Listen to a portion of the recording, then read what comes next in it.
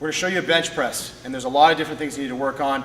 You may have a regular bench press, which is no pause. You may have a pause bench press where you obviously pause in the bottom. But first thing we want to work on is our setup. So Mike's going to start seated up. What I encourage folks to do, start on the end of the bench, get your shoulder blades set towards the midline and pull down slightly, and then just plot back. Okay, so when you plot back, you'll notice your eyes are probably a little bit out away from the bar.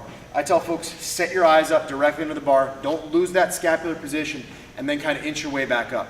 Okay? A lot of people in the powerlifting world will say arch like crazy, and that may be advantageous for competing in powerlifting and stuff and inflating your numbers a little bit, and I did it myself when I competed, but we're actually a little bit more interested in the context of good benching technique in finding a good neutral spine position, which will be slightly extended. It's our normal carrying angle. So it's okay to have a subtle gap underneath there. Just keep your butt on the bench. What I tell folks to look at as a guideline is you shouldn't have the feet out in front of your knees. So this would be an incorrect posture.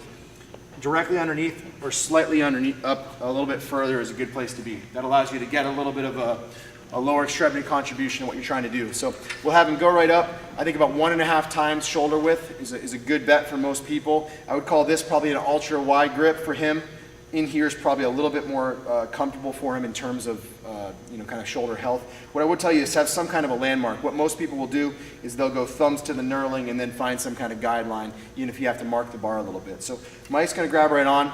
Very important to always have a good handoff to start the set. So what Mike would do for a call is 1, 2, so the breath on number 3 would be when I hand off. Okay? When I hand off, I'm just going to ease it out over this. I'm not going to lift it up because if I do so, he's going to protract and lose that tightness we've created. So he's a real good stable platform.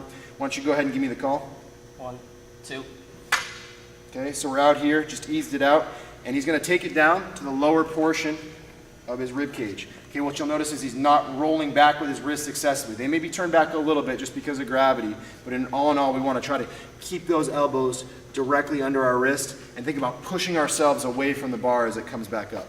So you'll notice the bar path that he takes is about a 45-degree angle to his body. Okay, he's not rolled in here and he's not flared out like crazy. That's a pretty comfortable position on your shoulders. Okay, so great cue, push yourself away from the bar. Don't just think about pushing it away from you, because if you do, you're going to protract and lose that tightness.